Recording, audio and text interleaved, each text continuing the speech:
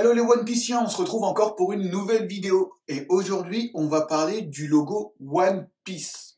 Et oui, aujourd'hui, on va se pencher sur le secret qu'il pourrait y avoir dans le logo One Piece. Alors, on va pas se mentir, j'ai galéré pour trouver une idée différente de celles qui sont déjà en ligne. Et ça n'a pas été facile. Alors pour ceux qui ont déjà vu mes vidéos, vous avez pu voir que j'aime bien aller à contresens. J'aime bien sortir des idées qui sont propres à moi. Alors celle-là, je ne l'ai pas encore vue en ligne. J'en ai vu d'autres, et là je vais vous en parler. Alors, la première théorie que j'ai entendue, ce serait que le One Piece serait un jeu de mots. En effet, Peace ne s'écrirait pas P-I-C-E, mais P-E-A-C-E. Littéralement, ça ferait paix, une paix. Alors, oui, je suis d'accord si on considère que ça se finit comme un conte de fées. Ils vivèrent heureux et eurent beaucoup d'enfants. La deuxième théorie, et celle-là, elle est plutôt risible, qu'est-ce qu'elle m'a fait rigoler? Ce serait que chaque lettre du One Piece signifierait quelque chose, comme E pour S-Blue, C pour compagnie. Après, j'ai oublié tellement que je rigolais, franchement, ça, c'est n'importe quoi. On pourrait dire E pour enculé, C pour connard, et j'en passe, quoi. La troisième théorie, ce serait que le logo, en fait, signifierait Grand Line, grosso modo. En fait, les deux barres aux extrémités signifieraient Calm Belt, les lettres seraient Grand Line, et le petit bonhomme en rouge, ce serait Red Line. Et qu'au bout, du coup, il y aurait le trésor. Oui, c'est vrai. Franchement, celle-là, elle est plutôt cohérente. Mais j'ai un petit doute quand même. Alors, il y a aussi la dernière théorie. Ce serait qu'en fait, la tête de mort qui est liée à l'encre signifierait que le One Piece est sous l'eau, ou ça signifierait aussi la mort de Luffy. Mais ça, c'est un peu trop triste. Hein. Je crois que cette théorie, elle a été écrite par un dépressif. Et ma théorie à moi est encore plus what the fuck que les théories précédentes. En effet, là, je tire plus par les cheveux, là, j'ai pris la tignasse, je la ramène, quoi. Et pour commencer, on va faire un petit aparté avec Oda. En effet, Oda, pour moi, est similaire au personnage qu'il dessine depuis près de 18 ans.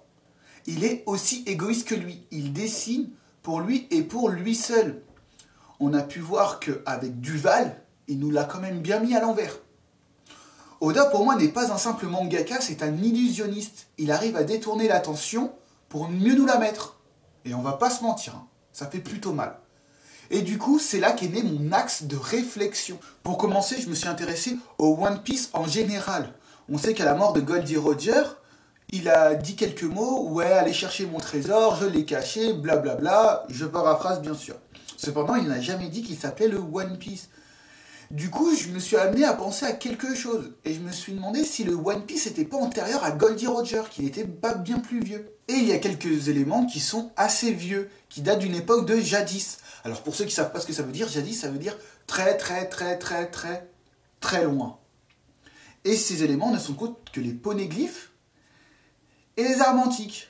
Donc, ayant réuni ces informations, je me suis penché un peu sur les armes antiques. Et sur la signification que pourrait avoir le logo avec celle-ci. Et je me suis intéressé exactement à un simple petit détail sur le logo. On voit bien que Oda essaye bien de nous cacher les choses. Je ne me suis pas posé la question que cache-t-il, mais plutôt qu'est-ce qu'il n'essaye pas de cacher.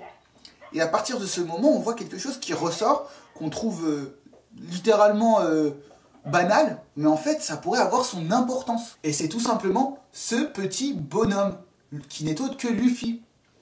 Mais si Luffy n'était pas vraiment Luffy, vous voyez ce que je veux dire? Ah, là, je vois que je vous ai perdu, là. Alors, revenez, soufflez, asseyez-vous, détendez-vous. Je vais vous expliquer. En effet, ce personnage m'a beaucoup intrigué. Je comprends pas certains détails.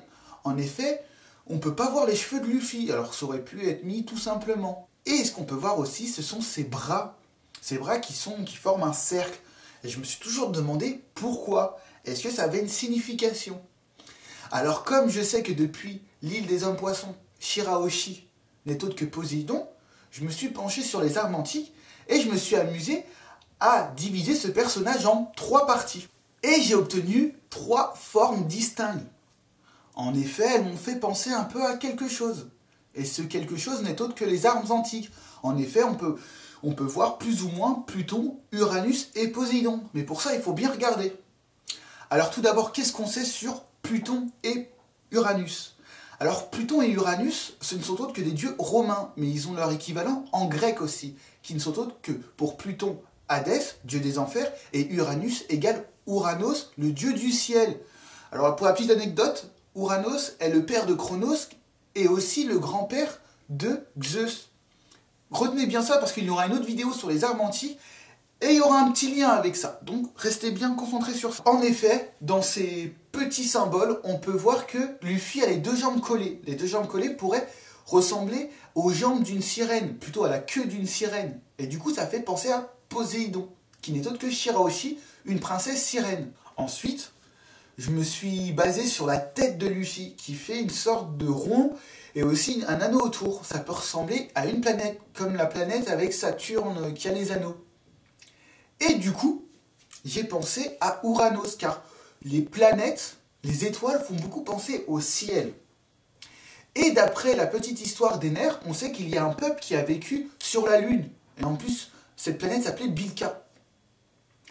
Et du coup, quand on regarde de la Lune, on regarde le monde, c'est-à-dire Grand Line et Red Line, tout le tralala, la Terre, on peut s'apercevoir qu'elle forme un cercle, mais aussi avec Red Line, une traînée comme ça. On peut la voir sur l'image avec Clover aussi, quand il explique. Et du coup, j'ai assimilé Pluton à ce signe. Alors pour ma part, vous allez dire, mais qu'est-ce qu'il nous raconte? Alors ça veut dire quoi? Poséidon, ok, d'accord. Pluton, c'est la planète. Et Ouranos, qui n'est autre qu'Uranus, c'est le ciel des étoiles, c'est n'importe quoi. Et pour ma part, les armes antiques ne sont pas véritablement des armes à proprement parler. Je pense qu'il s'agit plus de personnes, d'un groupe de personnes, voire même d'un peuple. Je pense que une fois réunis, ils forment le One Piece. On va dire une seule et unique pièce, et en même temps une seule paix comme il était dit précédemment. Parce que pour moi, qui veut la paix prépare la guerre, et ce seront des armes de dissuasion massive. Pour ma part, Goldie Roger n'a jamais trouvé le One Piece.